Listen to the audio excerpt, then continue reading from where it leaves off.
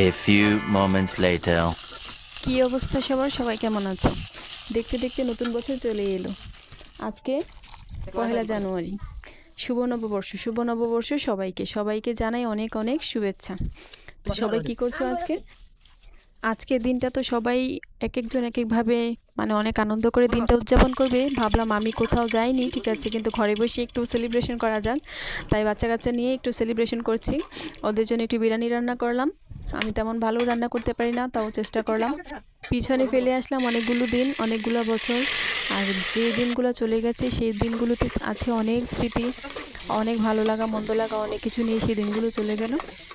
সামনের যে দিনগুলো চলে আসছে সেই দিনগুলো যেন ভালোভাবে কাটাতে পারি, সবাইকে সাথে নিয়ে একসাথে চলতে পারি, আর সবার ভালোবাসা। আর হ্যাঁ, আমি জানি আজকে নতুন বছরে শুরু হয়েছে। এখন সবাই ঘুরছে, বিভিন্ন জায়গায় ঘুরতে যাচ্ছে, অনেক আনন্দ করছে। বাট আমি কেন জানি না, কোনো মেলা টেলা যাইতে তেমন একটা ভালো লাগে না, সেজন্য আর যাওয়া হয়নি।